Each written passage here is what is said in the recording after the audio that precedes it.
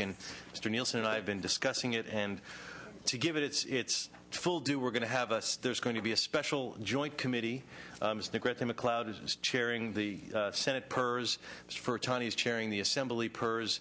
They're going to have a joint committee and really flesh it out, give a chance for the Hoover Commission to bring the proposal up themselves, give a chance for open comments from the public in a way that we really can't vet it in this conference committee. So that will give it additional scrutiny on all levels. So we're looking forward to that, and that'll take place this Wednesday, correct? We will make sure that we don't conflict the conference committee and that committee on Wednesday. I think ours starts at 9. However the timing works out, we'll work it out so that we will not be meeting during the time period that the PERS committee, obviously we have a chair of that committee in this amongst us, so we need to be respectful of that, and everyone here wants to be listening and potentially even participating in that hearing. I'm sure they would be open to members attending, conference committee members attending that hearing. So let me move on to the next issue, which is realignment. Just to start out saying, I mean, generally, I agree with the governor that realignment can create a more responsive government. But it's always the case with big ideas, the devil is in the details, and we're pleased to see more of those details from the governor's office today. We haven't hit that 11:59 p.m. deadline where we're going to get all the legislative language, which we're excited by the deadline that he gave us on that. But we have gotten some additional information, which we're going to really vet today. I presided over 2 sub-6 hearings on the realignment issue. The main reaction that I heard consistently was fear of the unknown for such a large change, how it's going to impact counties and public safety. The counties articulated basically 3 points. First, they said don't rush realignment because it risks mistakes. Second, don't assign new responsibilities to locals without guaranteed revenues. And third, don't reassign responsibilities to local without positioning them for success. Not only are these points reasonable, but they need answers and accommodations if voters are to perceive the realignment as a solution rather than a gimmick. Realignment is the chance of a generation to reinvent government and make it better. But as I've said to the governor, many of us have said how we realign is as important as the goal itself.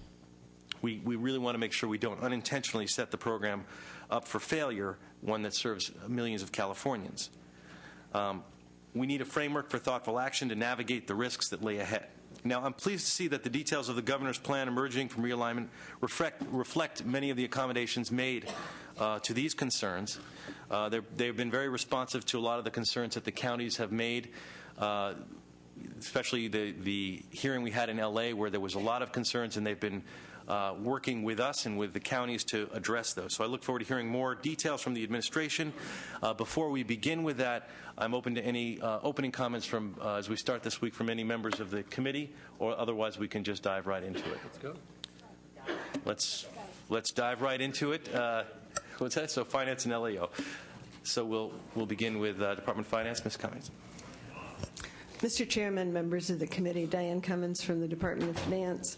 And I have with me today Mr. Todd Giroux from the Department of Finance, who has expertise and knowledge in the criminal justice area. So first, a few overall comments. As you indicated, it's been about 6 weeks since the governor's realignment proposal and his budget were released in January.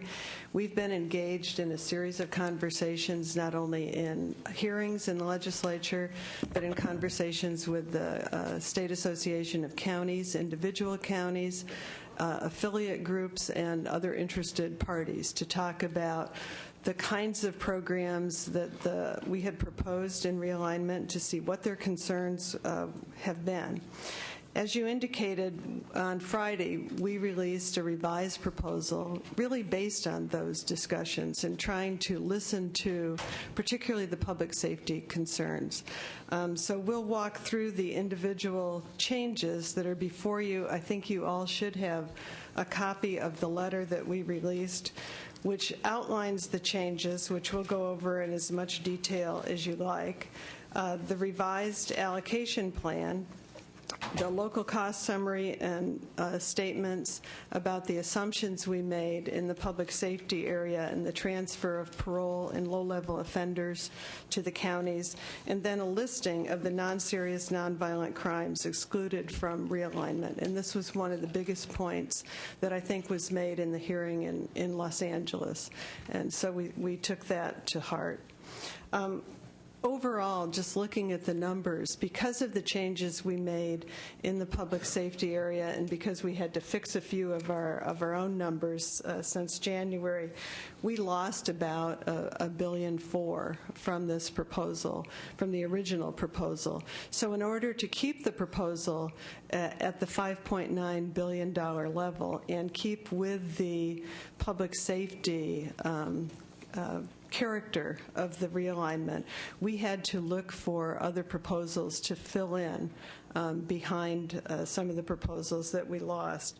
So you see that we almost net out evenly. There was a little bit of cost to the general fund, which has been taken into account in the budget, so we added about $1.3 billion. So overall, we're at the same level, $5.9 billion of public safety realignment, with the goals and objectives of the program being exactly the same.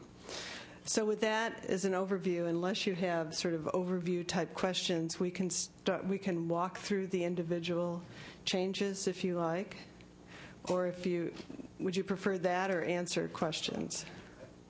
I think I'm comfortable with jumping right into it unless there's a member on the dais has a particular overview question.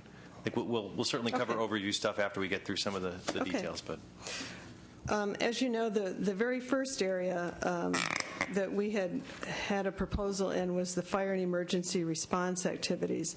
We proposed realigning $250 million of fire protection in those areas where there was the new urban interface between state responsibility and local responsibility.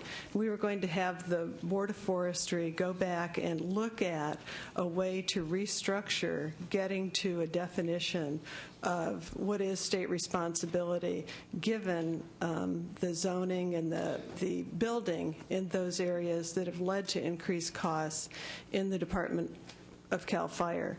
And we just could not figure out a way to actually make that work, despite the fact people have been talking about this issue for over 20 years. So this proposal, instead we looked for an area where counties already perform these public safety activities, where we could say that this fits into transferring the money and the responsibility to the counties. There is no change in CAL FIRE's activities, no change in CAL FIRE's budget, no change to the E-Fund, but it is a realignment of the $52 million to the 6 local entities who've been providing services as a contract county for CAL FIRE. And the 6 counties are Orange, Los Angeles, Ventura, Marin, Kern, and Santa Barbara. These are not necessarily county fire districts. In Orange County, for instance, it's a JPA. In Los Angeles and Ventura, it's a dependent special district. In Marin, Kern, and Santa Barbara, it is an independent district. So I don't think that affects the proposal. That's an allocation issue which comes later. But we do think it meets the test of locals providing this local public safety service. The second change was in court security, and this was actually just fixing our number. We had included the entire court security budget, and actually there are 2 counties where their marshals provide the service, and we should not have been transferring that money to the counties. That should have stayed with the courts.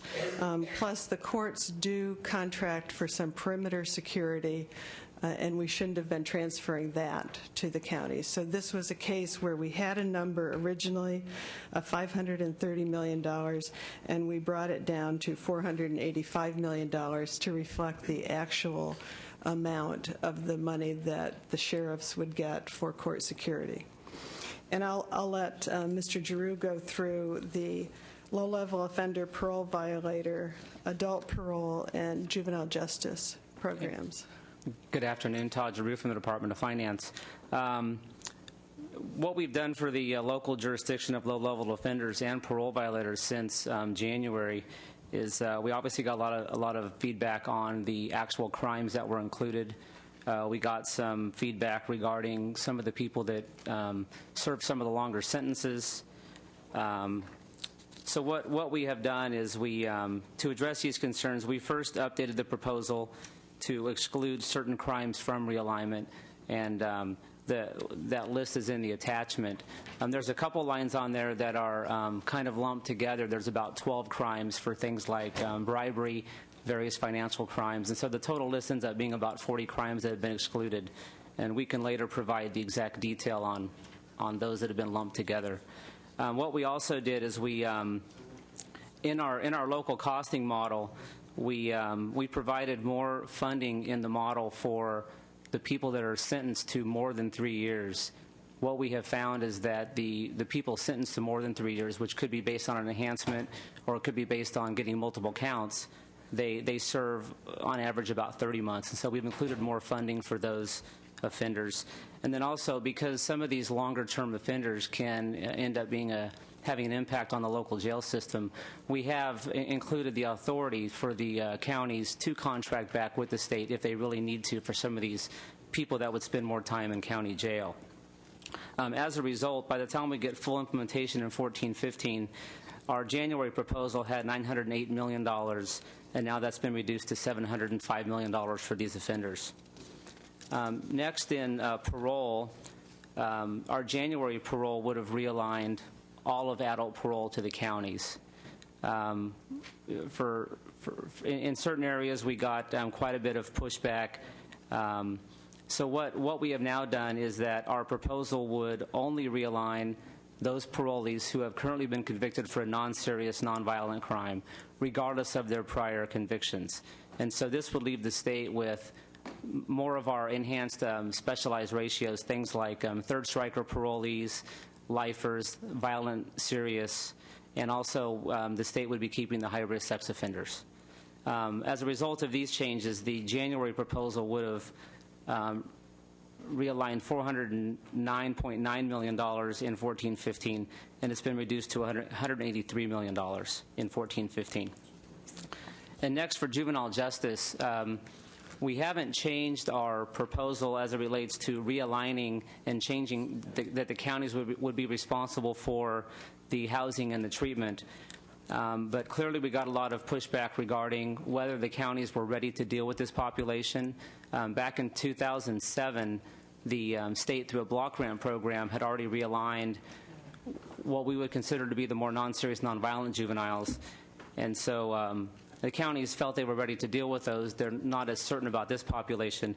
So what we've done is we would be allowing the counties in the future to basically raise the flag and say, we still want to use the state as the provider. And so by a certain date each year, they would basically either opt all the way in and keep all the kids, or they would send us all the kids that they would otherwise send. And so with that, we still have the same dollar amount of $242 million, because we would either realign the dollars and they would spend it, or they would reimburse the state for actual cost. In terms of mental health services, one of the proposals we had was AB 3632, and I think I mentioned at the hearing in the Senate and in both of your sub-6 hearings that we felt that our number was underfunding the program. And we thought that the program was probably worth about $200 million on an annual basis versus the $104 million that we had. At the end of the day, we continue to believe that somewhere in this proposal that we still need to work on is some kind of cost control while remaining, keeping and maintaining services for special education pupils that are required in the IEP, but getting to a program that has a little bit of cost control in terms of what the counties may be responsible for. So we did add $50 million to the 3632 estimate. One of the biggest dilemmas that we had, and you may recall that in year 2 of our realignment proposal, we were already proposing to move the mental health funding that is in the mental health account in realignment 1 out of that account and replace that money with this new revenue source, the money from the 2 tax extensions. Because of the loss in the public safety arena, we had to move up that proposal by a year.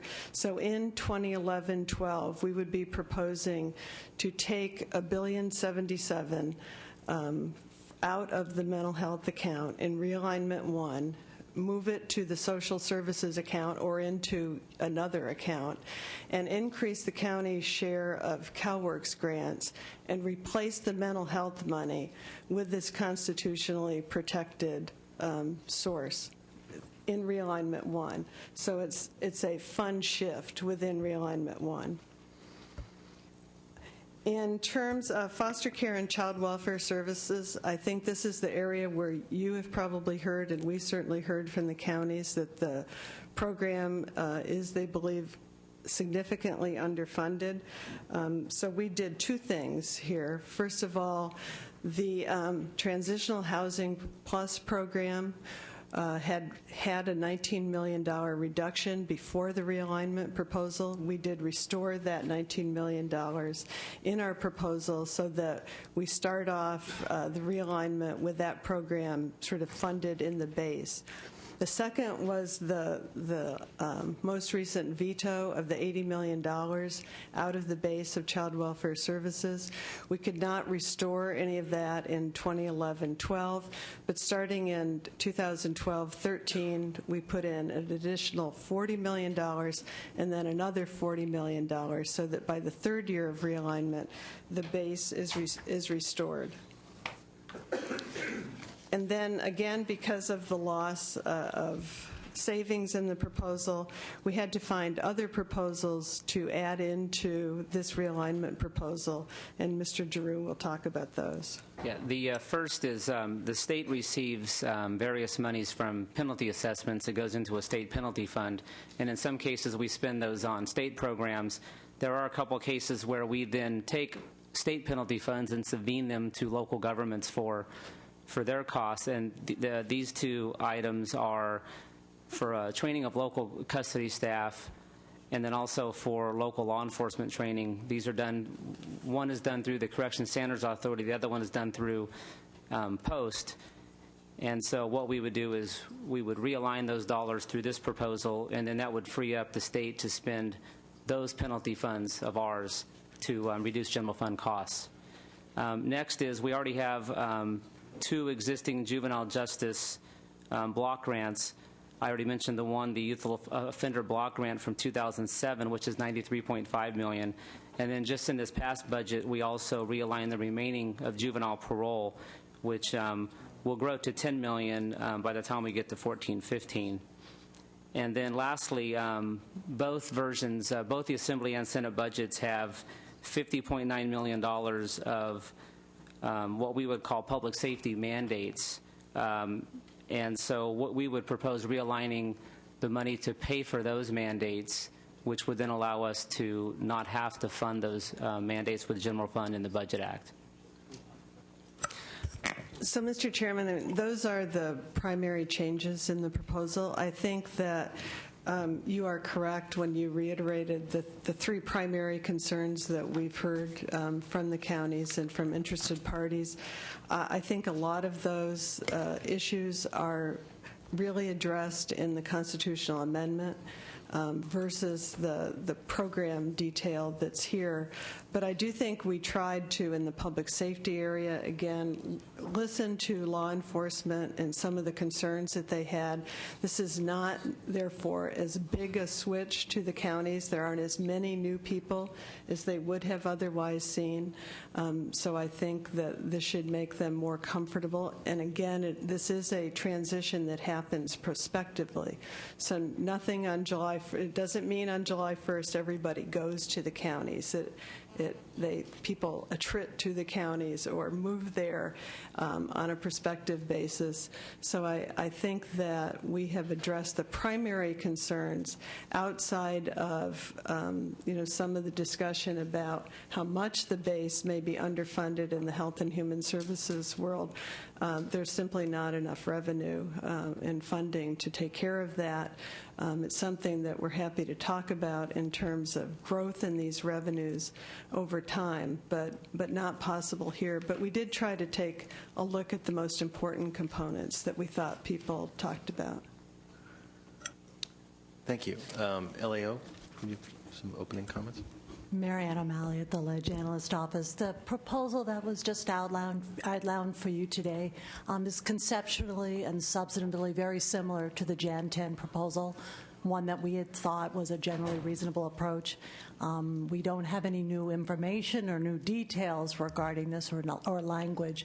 So at this point, we really don't have anything more that we could offer the committee. Okay, but before we get into the questions, and I do want to focus a little bit on the constitutional provision, because that, to me, is the big is not a big change, but it creates a mechanism to implement it that I think is a little bit more reasonable, and I'd like to flesh that out. I mean, the way that this is going to get implemented is through, as I understand it, a series of implementing bills, of which we here in the legislature will have to put together. So it gives a little bit more time and room to basically work on the proposal that you've put forward together and to fill in those details. Do you want to talk a little bit about how the constitutional provision would look vis-a-vis or compared to the implementing legislation? Yes, I'm prepared to talk about the constitutional amendment, and we apologize. We had thought it would be done this morning, but we're doing revisions with Ledge Council as we left the office. So I'm hoping that soon this afternoon it will be out. And I can go through the different components of the constitutional amendment. I mean, first of all, as we have indicated all along, there should be a description of public safety services. So you will see in the constitutional amendment language that essentially describes these proposals. They are not named as programs because some of these are not programs, but there is a general description of what the money may be used for at the local level. It does talk about the legislature will be passing Realignment 2011 legislation to go along with the constitutional amendment, and we do give the legislature through this session to do that legislation because we were concerned that if we picked a date like June 15th or June 30th and didn't have an ability to amend it or make corrections, that could harm the program. So we do it that way. We say in the constitutional amendment that the legislation should provide maximum flexibility to the counties in operating Realignment 2011 consistent with federal law and federal funding. And that's important for the state because, as you know, a few of these programs are federal mandates, federal entitlement programs, and the federal government does not recognize counties as an operator of the program. That is a creature of California law. They will still be state federal programs. So we say you can't do anything in this program that goes against what federal law is. The constitutional amendment will describe the sales tax and the vehicle license fee and the personal income tax pieces for the education component of the constitutional amendment and extends them for 5 years. It establishes the local revenue fund and would require each county to establish a county local revenue fund or realignment fund 2011. But there has to be a fund at the state and there has to be a fund in each individual county. It does protect the state against mandate claims and say that Realignment 2011 programs are not reimbursable mandates. However, one of the concerns that we heard consistently about 1991 realignment is that over time, people began to see it as free money. So if there was a new law passed or a new regulation or some federal requirement, we as the state essentially said to the counties, you don't need new money because you have this 1991 realignment money. Use that for the program. And that was one of their very significant concerns, because that then masked the ability of the realignment dollars to keep up with the actual program that was realigned. So we do have local protection talking about if there are new laws, new regulations, that those things must be funded by the state on top of the money that is realigned. If there is a new state plan amendment that is sent to the federal government, unless it's required by the federal government, or we're saying that we have to pay for it, that the state would pay for it, the counties would have a seat at the table, if you will, that's constitutionally outlined, their interaction with the state. That was one of their concerns, that when dealing with the federal government, they don't want it just to be the state acting. So there is a provision that would allow them to participate in doing that. The exceptions would be if locals ask for the state plan amendment. Sometimes you might want to increase your costs at the local level because you would get more federal funds. That we don't think is appropriate for the state to pay on top of the realignment. They'd be willing to pay for that out of the realignment dollars. It does, in terms of federal court action, give them a seat at the table as well, because again, to the federal government, these are state-federal programs, so they also want to be involved in that. Indicates that the use of the funds must be for the purposes of the realignment 2011. Of realignment 2011, so it can't be used for other programs. And you must maintain federal funding and comply with federal law, and the money cannot be used to supplant services. So we'd not like to see money, general purpose money at the county level, moved out, this money moved in, and no change happen at the local level, because we think this is about changing the way programs are delivered. Without specifying the mechanism, there is the Constitution would guarantee the ongoing nature of the amount of money going to the counties for realignment 2011. So in year 6, people would have to calculate the amount that the 0.5% vehicle license fee and the 1-cent sales tax would be, and however that is done, counties would have to be assured of getting an amount equal to that amount. And then it sets up, the constitutional amendment sets up the education protection account for allocation of some of the money to school districts and community college districts, and it provides for audits by the state controller's office. Okay. Just to clarify on the mandate question, as long as the implementing legislation is done in 2011, then the additional costs, we were talking about anything we do that's on top of, would be paid for by the state. But if it's part of that first year of implementing legislation, then it is not on top of, it is basically the program. We would consider it funded, yes. Right. And so I mean, that's the interesting part about this, is that, I mean, there's a lot of interesting parts, but one interesting part is that the legislature is going to have a little bit of running space to take the definitions that you've put together and that are going to the ballot, and to then, line by line go through what programs this means, aligning exactly how much and all of those details, even though you've given us a good blueprint to go with. So that's something that helps ease my comfort level quite a bit. I know we have a lot of questions, so I'm going to keep it going. Mr. Leno has the first question. Thank you, Mr. Chair. First of all, congratulations on the progress you've made to date, and I know we're all eager to see the language, and it's on its way, I know, any moment now. But really,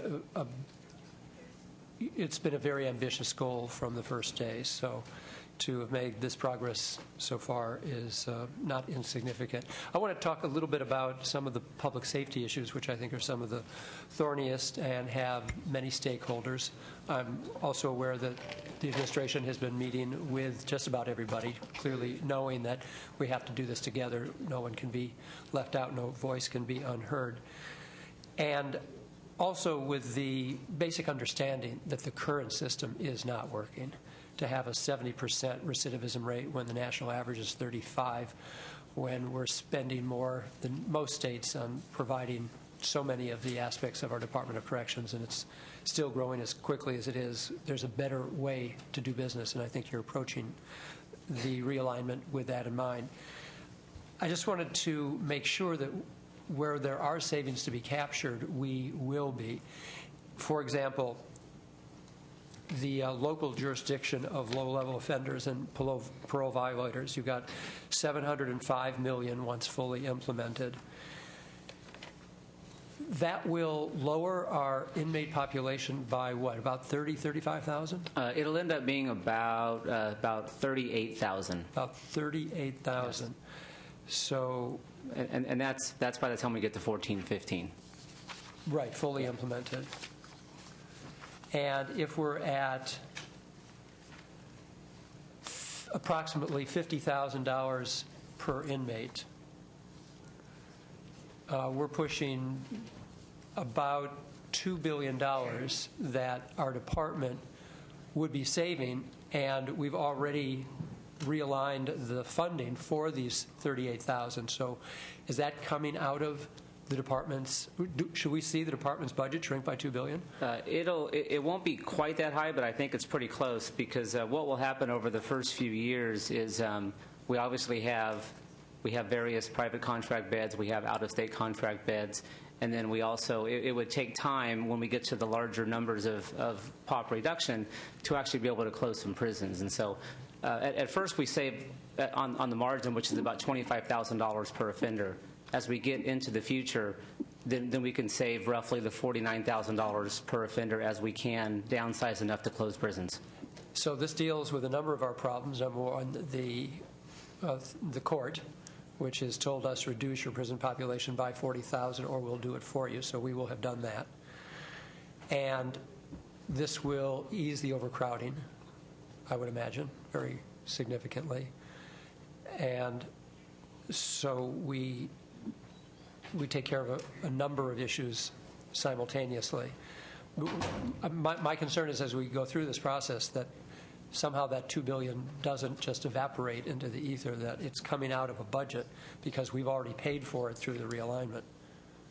Right, yeah. We actually, the state will actually save more money than what is allocated. Right.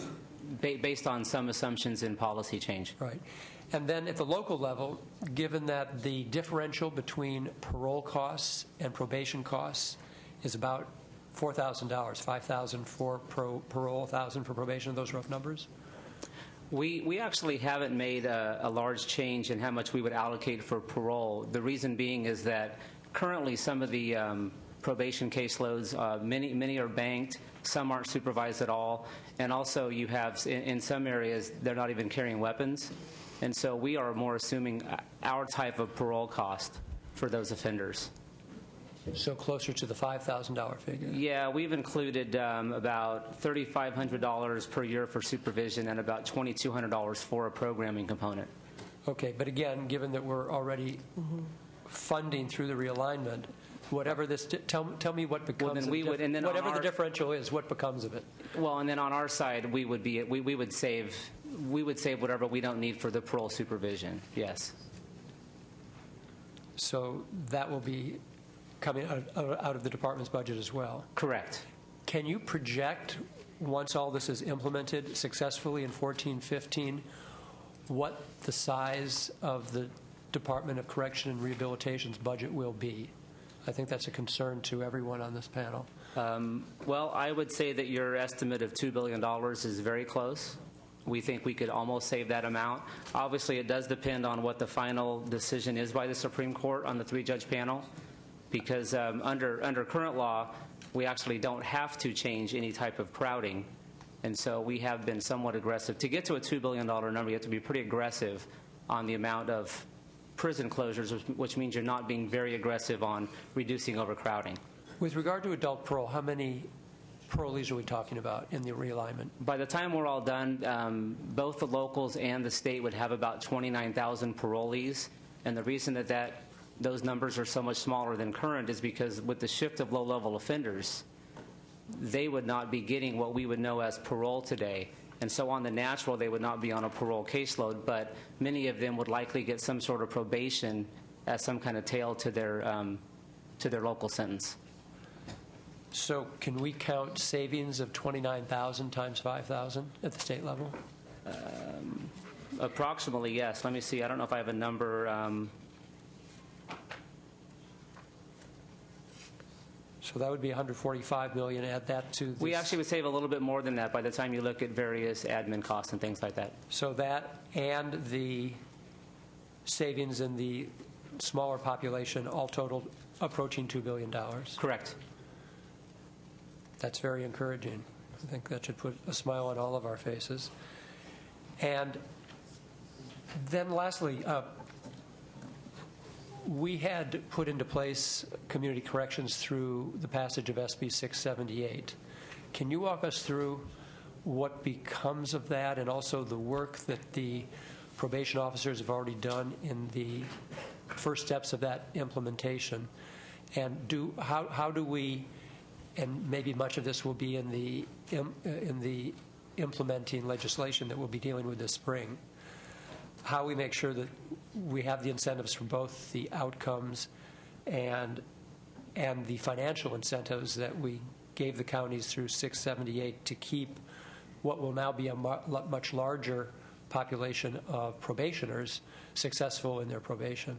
Right. The financial incentive actually it would now be a county program that could save the county money, but we clearly have the interest in maintaining SB 678. One piece that it did have was the local community corrections partnerships.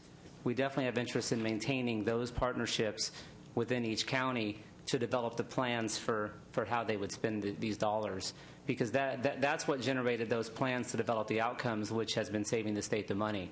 And so we think with that approach, the counties can get the outcomes that we're looking for while actually saving themselves money to make this model work. And who will be drafting these county plans? Is that to be determined through our legislation, or is that actually in the constitutional amendment? That would be in the subsequent legislation. But it is our interest that those same partnerships that were created in SB 678 would be the same groups that would be working on the plans to implement this realignment. And my last question, looking at the list of about 40 or so nonviolent, non-serious, non-sex offenders who are excluded from the realignment, if someone from that long list fails in what would then be their probation, right, not their parole? No, they're excluded, so they're still parole. So if they fail parole, they do come back to stay prisoner, they stay in the county. All parole violators would be the jurisdiction of the counties. All of those, correct. including those. All right. And then you asked about SB 678. We do admit that we are dramatically reducing the number of people that could be on felony probation and that probation could keep from coming to the state. But any offender that is still non-serious, non-violent that gets felony probation, we will have to somehow think of how to retool those baseline numbers to see what does remain of SB 678 to figure out if they're still keeping people from coming to state prison. And am I understanding correctly that given this whole realignment and that these failed probationers and or parolees aren't coming to state prison, there originally was an incentive for a more successful probation because we would be keeping folks from coming to our state prison. Now that's already interrupted by the realignment. So do we still have an incentive for that successful probation? We believe that the counties have that incentive because now this is going to be their money that they can help manage with those same incentives, with those same goals and outcomes. Just to keep them out of the system altogether. Right. Great. I think the other thing that's important, SB 678 is an important piece of it, but so are mental health courts, so are drug courts, so are reentry courts. So some of those things that are helping the entire system, we should be sure and incentivize, I think, in the statutory changes, because those are some of the tools that counties can use now to save their own costs. I'm going to throw in one last quickie. Prop 36, our fund is empty. Counties are going to have more funds. Are we going to be directing, encouraging? How are we going to do something to make sure that some of this money that's getting to the locals will be spent, not incarcerating, but in assisting with the recovery of those who are substance abusing?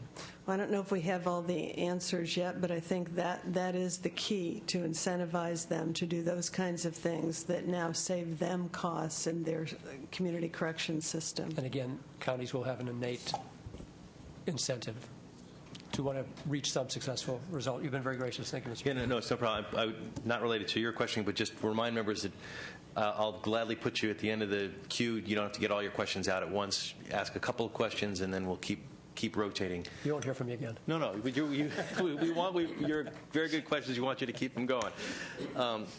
Mr. Nielsen, followed by Mr. Huff.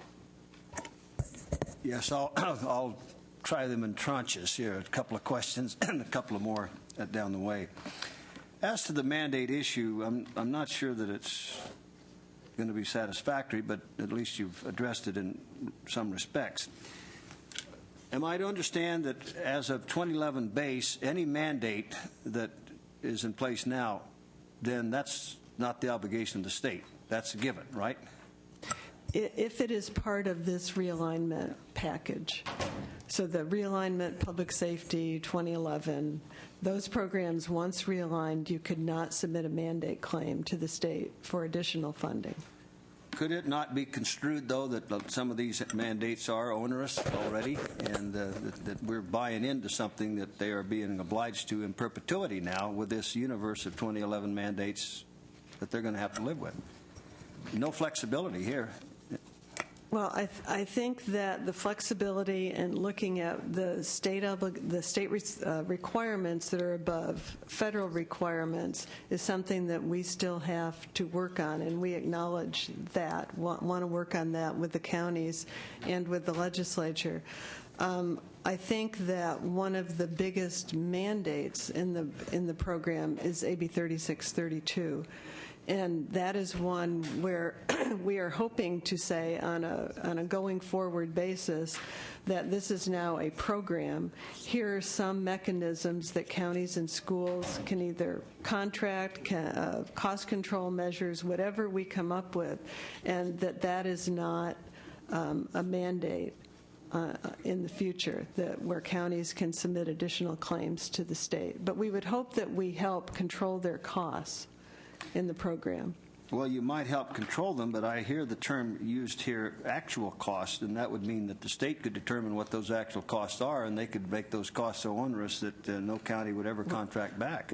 We are trying very hard to come to resolution on what the base dollar amounts are in some of these programs. The counties have reiterated that a lot of these programs are underfunded.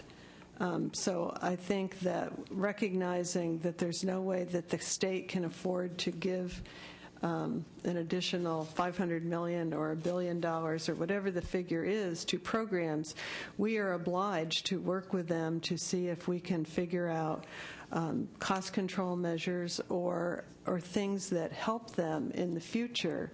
And we think that the protections in the constitutional amendment do that by saying if we put additional requirements that increase their costs, whether it be through legislation or through regulation or administrative directives, then the state has to fund those on top of this program. I'm glad you're including administrative directive, because that's one area that all government is completely out of control. Administrative directives that are, I think, arguably illegal because they have no statutory or regulatory foundation many times. But that begs the issue. Are there going to be, this money would be used for local probation to then have more programs for this new universe? The key, if they're going to be in the local jurisdiction, what's there for them? What will we not be doing that we are now doing in parole that now will be done by local government? Will those programs be remanded to local probation control now? Well, the counties would have the ability to determine who would do the parole, but the assumption is that yes, whether it be a low-level offender or whether it be a parolee or a parole violator for that matter, that the counties would have funding and the ability to determine what type of program they wanted to put the offender in. But there is money in the model for such programs. Okay, just two quick ones, then I'll quiet down. For now, the county and the state realignment funds, okay? The state realignment fund would be those monies that would now be directed to the county. And the county's realignment fund would be those that came from the state, correct? Yes. Would it ever be anticipated that counties would be required to fund these then programs by a 55% vote of their local taxpayers? Could this be shifted to their local taxpayers rather than the money flowing from the state into this county realignment fund? No, that is not part of this proposal. Could it be expressly prohibited by the proposal? That we're not, in other words, we're not going to shift this responsibility to your local taxpayers. If the state decides it cannot keep funding this, quote, realignment in whatever manner, which I gather that you're talking about a continuous appropriation here at the end of 5 years, but the state doesn't keep its word, then I think the county's in trouble. I think they do need some more protection on that. At the least, that this whole realignment would terminate then if that funding is not forthcoming.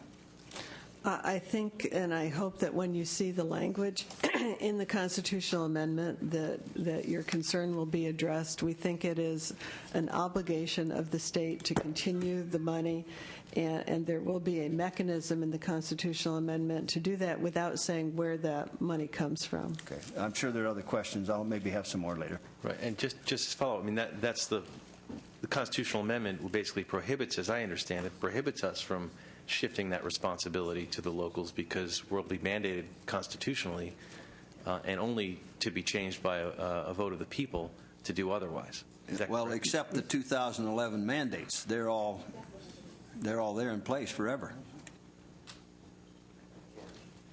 But and we think the funding it will be there in place to operate the programs. And that, I guess, will be the implementing legislation as we work through that process to make sure that we don't load up mandates that are going to be more than the cost of the program. I mean, as it's outlined. Correct. I mean, there are program assumptions in all of our estimates. I mean, these are programs that in the health and human services world that the counties operate now. I think they are familiar with our estimates. They again have indicated that some of the programs are underfunded. I don't think that there's a lot the state can do about that. So our obligation is to make sure that the funding continues beyond the 5 years, and that we give the counties as much flexibility and cost control mechanisms as we can, and protect them from additional requirements that would increase their costs. Great. So Mr. Huff, followed by Ms. Harkey. Thank you, Mr. Chairman. Did I hear correctly that we expect to get the language later today? The constitutional amendment will be out today. Okay, it will be out today. Okay, Yes, it will. We're anxiously awaiting that because some of these questions would probably be answered if we had an opportunity to read that. How does it deal with the constitutional provisions, protections that were raised by CSAC? I think Senator Nielsen was sort of drilling down on that a little bit. They had some concerns they specifically outlined for the counties. They did, and I think they primarily go back to the issues of what happened after 1991, if the legislature passed a new bill, a new requirement, oftentimes it was thought, well, the counties can just fund that out of realignment money. The constitutional amendment would say that if the legislature passes a new piece of legislation that increases their costs, counties' costs associated with 2011 realignment programs, then the state would have to pay for that additional program. Same is true of regulations or administrative directives from the state. Well, I think their specific concern is, the question is, can they use their property taxes and just take out what they need for the unfunded amount? I don't think they trust us a whole lot once it comes up here to go back to them. I think that, again, when you see the constitutional amendment and when the counties see the constitutional amendment, this is an obligation that comes right after funding of debt and funding of schools. Okay, well, that's pretty high on the food chain. Now, they also had some concerns. They thought, the counties thought they were about $1 billion short on the realignment. Are we addressing that in this constitutional amendment? You talked about a tenth of that, I think, earlier, and you're a little nipping around the edges, but what about that bigger number that they say is not being met? We have yet to meet with them on that. We have their $1 billion figure. I'm not sure that we agree with all the components of that. So we do have a commitment to meet with them and walk through their estimates. Again, I think that the dilemma is we don't have the resources to put $1 billion on top of the level that these programs were at in the budget. So some of them may be underfunded from one perspective, but again, there is growth money here that there will be a discussion about how to allocate growth in the future for these programs. That kind of goes back to my comment before. It's like outsourcing our misery to them. Have you talked to the counties and sheriff on what the language is, or do they agree? A, have you talked to them? B, if you have, do they agree with your approach? We have talked to the counties and to the public safety officials about the program changes. We have not officially heard what they think of those changes, though we have in some cases heard positive reaction to some of the issues that we have addressed. We have walked them through the language in the constitutional amendment just in broad general terms for them to get a sense of where we were going. And they reiterated some concerns to us, and that's part of the reason the language is delayed. Okay. Well, that will be important to me, obviously, to hear their feedback after they see the final thing. For the chair, I have a quick question. So there's a constitutional amendment component, which we will hopefully be seeing some language today. And then there's the implementation language that I'm understanding will unfold through the rest of the normal part of the session. Is it your understanding that that implementation language will be on 2/3 vote or a majority vote?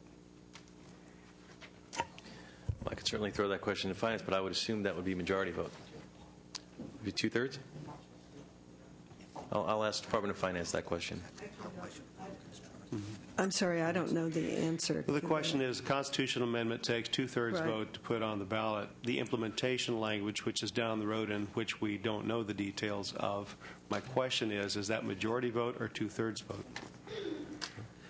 And I'm sorry, I don't know the answer to that. Well, let me just postulate that it'd be very difficult for Republicans to go up on a 2/3 vote thing here, because I talked before about the wimpy, realignment. We'll put up this for today for something down the road. We don't even know what it is. So, I mean, that is a problem. So a commitment to a 2/3 on implementation would go a lot longer to getting you where you need to go on that as well. Is that what would bring you from a no to a yes on this overall That will package? not do it, but that is a component of whatever any of my colleagues who might be entertaining this idea would want, because you can't, you talk about a pig and a poke, we use a lot of different illustrations around here, but you got to know what you're buying into, and just having the constitutional amendment is only a component. The devil's in the details, and that's the implementation language, so it wouldn't be fair to ask us to put up 2/3 vote on the front end without knowing how it plays out on the back end. Mr. Leno, you had a follow-up?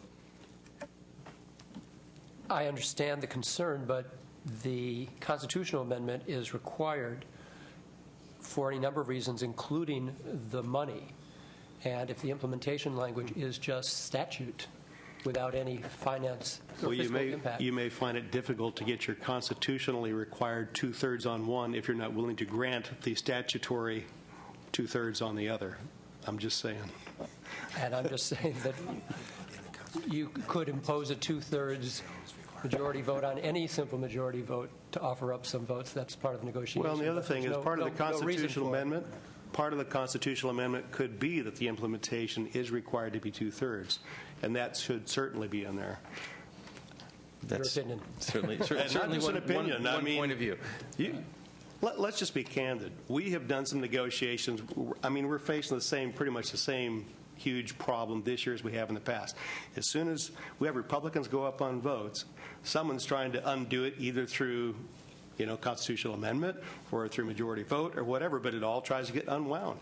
So excuse us if we don't forgive. I mean, we don't appreciate and believe the majority party here, but majority vote doesn't bode well for us. So we need to get as many protections in there as we can, and this will certainly be a key one. But this is certainly an issue from my perspective. I mean, it's true every bill that we do. One of us, we pass a bill this year, and someone's trying to do something different the following year that may completely undo the bill that we had the prior year. It's not a problem unique to Republicans and Democrats. That's a problem unique to the legislative process, and I would say sort of we can't bind future legislatures to decisions that we make today just as a matter of course. But No, we can certainly put it on as require the implementation to be two-thirds. That's clearly within our ability to do that. Whether it's your will to do that will determine whether, again, you have people to help you out. Sure. But just to be clear, you're not one of those people. Is that right? Okay. Next question, Ms. Harkey, followed by Mr. Fuentes.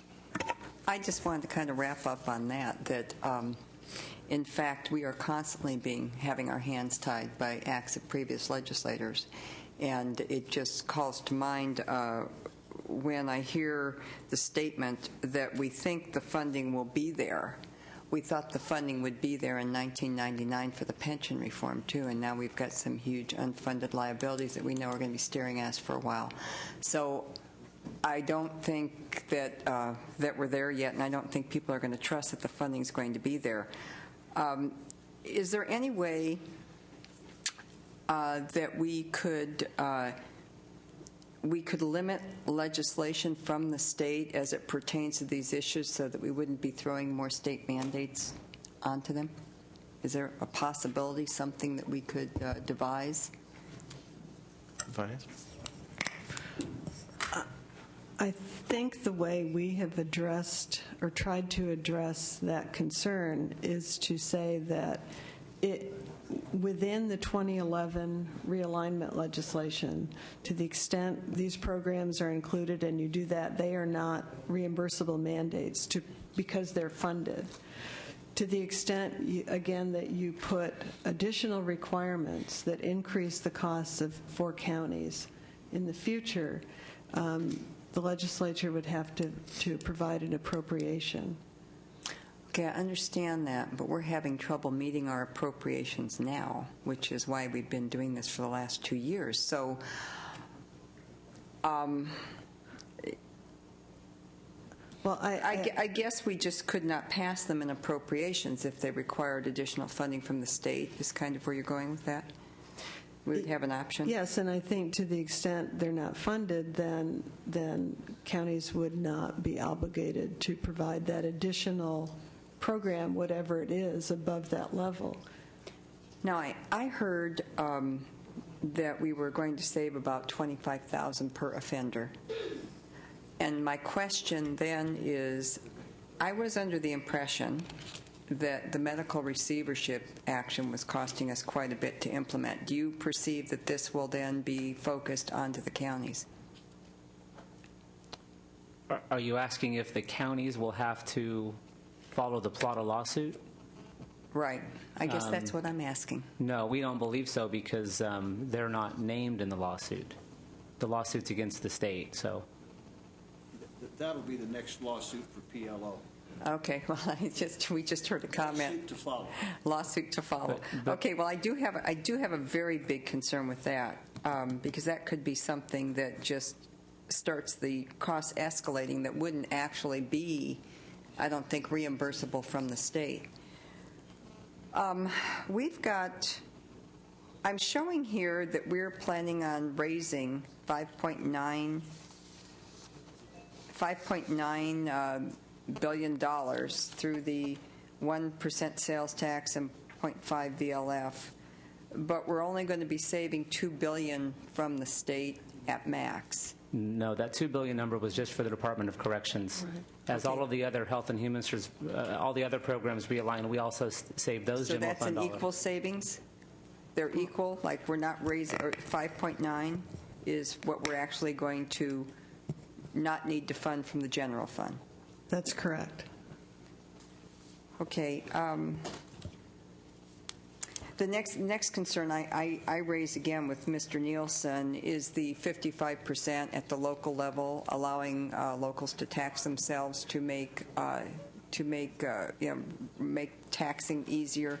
And I'm always concerned because people will consistently vote for public safety and education, as you know. Also, transportation seems to be, when you put it on the ballot, it happens. So I am very concerned at the ploy here, because I'm not so sure we're saving any money. I think we're transferring, and we're just hoping it gets better later. So we'll wait and see what the constitutional amendment says. But I don't see this as helping us out of our melees at the state level. I just don't see it saving us money. I see it as transferring like for like.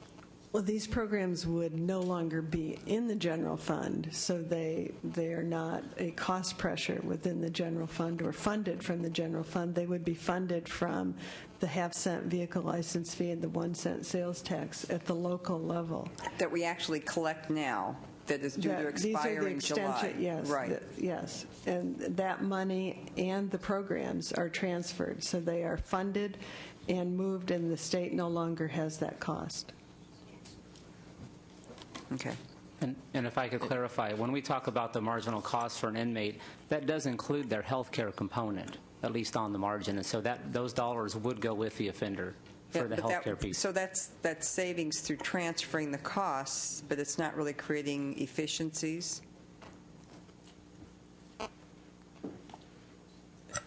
We certainly think that a community corrections system is more efficient and less expensive than the state correctional system. At the state level, we have said two things consistently.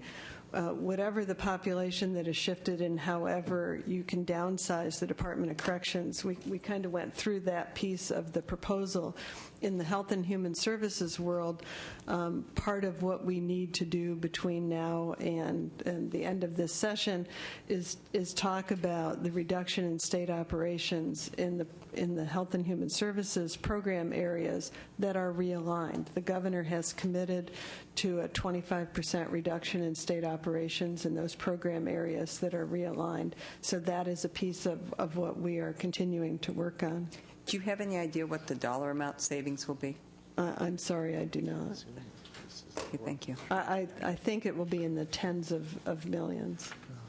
Tens of millions? Millions. Since we're transferring billions, I don't know. Okay, thank you.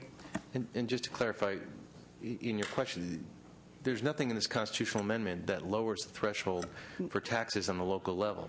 So the threshold for taxes on the local level is not affected by this proposal at all, correct? That is correct, and there's no proposal associated with it that Right. would do that. Right. And it's just because in your question, I think you were. We just keep seeing these come across the floor. I've only been up here 2 years like you, but I've seen quite a few of those proposals. Oh, sure. They'll continue to come across, but it has nothing to do with this proposal. Well, maybe that should be in the constitutional amendment too, that counties will not be required to self-fund after 5 years. I'm pretty sure that the constitutional amendment is saying exactly that. It's saying the counties will not be required to self-fund, but that the state has an obligation to fund at the level of the VLF and the sales tax. I think it's exactly what you're asking for, what's in it. Is that not correct? Excuse me, Mr. Chair. I also asked at a previous hearing, was there some sort of long-term projection that we done on the state level that would allow us to verify that that was in fact so? And there hasn't been. So I'm just a little bit reluctant to accept that at face value, that we're going to be able to fund when we can't fund what we're doing now. And I understand what you're saying, but it's not something that I say, that somebody says, trust me, and I'm going to trust that it happens. And I think that's one of the problems some of our counties are having right now. Although, as I understand the proposal, it's not. They're not asking. The proposal is not asking to trust us to allocate that money. It's actually mandating us in the Constitution to provide that money above everything else. And one can question the wisdom of that, but it actually has a stronger protection than our human service budget, all of our other budget items. This will have a stronger protection of funding. Is that not correct? It would come below general obligation debt and school funding, but it would be the third constitutional obligation, which is a pretty strong guarantee. The third, if you're third on the tier, you're higher than all general fund expenditures. Correct. So that's, But we're going back to the voters, excuse me, we're going back to the voters now to change a proposition that exists, so on Prop 10 and one of the other ones. So I don't know. I appreciate what you're saying, and I understand there's probably no sufficient answer at this point, but just note it as a concern. Thank you. Okay. Mr. Fuentes. Thank you, Mr. Chair. For DOF, can you help me understand a little bit of the history of the realignment in 1991? Was there a constitutional amendment? Did the money sort of follow the policy, or the policy followed the money? Are there lessons that can be learned from sort of how we did that then? Because it seems to me here that sort of I think the concern that folks are having, including myself, is sort of how do you do sort of the policy after you've sort of hopefully have gotten the money. To chase that in legislation seems difficult, and how you sort of account for costs and that sort of thing. So I'm wondering in 91, how was this handled? In 1991, the governor proposed in his January budget a tax increase to fund two programs, indigent health and community mental health, which otherwise would have been eliminated. That proposal was worth about $942 million, but at the time the deficit was estimated at about $6.8 billion. As the deficit grew, the legislative leadership and the governor sort of assigned a dollar amount to the 1991 realignment, and it ended up being $2.2 billion. So a half-cent sales tax and the vehicle license fee depreciation schedule change that funded three things. It funded indigent health that had been funded at the state level and was now transferred to counties. It funded community mental health, which had been a block grant at the state level, now funded at the county level with that money. And then there was a social services account where we changed sharing ratios of health and human services programs to get to the $2.2 billion level. So a little over $1 billion in changes in sharing ratios. It was all statutory. There was no constitutional protection. And I think that's one of the things that we heard from the counties, again, going back to the kinds of protections that they were interested in. Certainly, we had a mechanism in 1991 to protect the state from mandate claims for those programs, but there was really no mechanism to protect the counties from sort of going the other way and imposing new and additional costs on them. So that is what we are trying to do in the constitutional amendment. Certainly protect the state, but also protect the counties and say if there are additional costs beyond which was transferred in those programs in 2011 realignment, the state has an obligation to pay for those additional costs. And so the things that I think jump out at me is you said that the legislature and the governor at the time assigned a value for those 3 programs. How did they sort of account for whatever the costs were? And how do you, part 2 to that is, I understand that we're looking to add additional protections for the state as well as the counties. But to me, getting to the cost is what I think is sort of the magic that I'm looking to have sort of explained to me, because how is it that we can do the amendment, say, in June and get the funding sources for all of this, and then come back with the implementation language, statutes, et cetera, and make that fit whatever the dollar amount was that we said the program should be? I mean, is there some sort of a bind that we're in there? Can we constrain future legislation? Or maybe I'm understanding this incorrectly. It's not a constraint on future legislation. It's not a constraint. It just has to be funded. If you want the counties to implement a higher level of service, which is what mandate reimbursement is now. We're just saying that you have to bypass that mandate process and get the funding directly when a new piece of legislation or an administrative directive is passed, and there are additional costs to the counties. In 1991, similar to what we're doing here, these were programs that were in the budget, and there were estimates of the value of those programs that were in the January budget.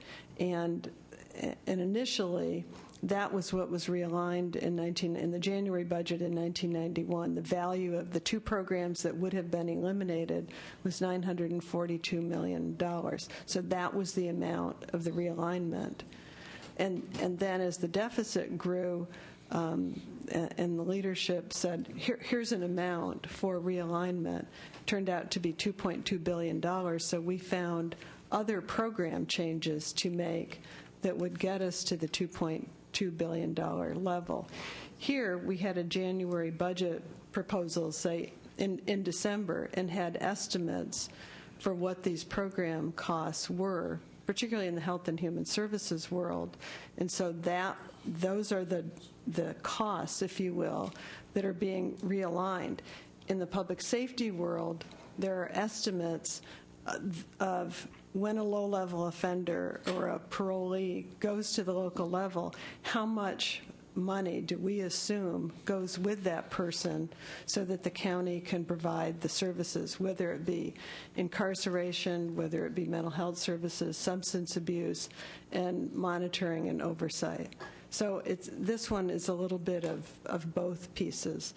Budgeted programs and estimates, and then an estimate of how much we think not only the state saves, but what it costs the locals in terms of the public safety programs. And you said that there wasn't a constitutional guarantee in the 91 constitutional amendment, and we're trying to sort of accommodate that this go around.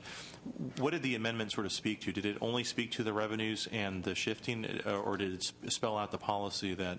In the statutes in 1991? Well, in the you said there was a constitutional.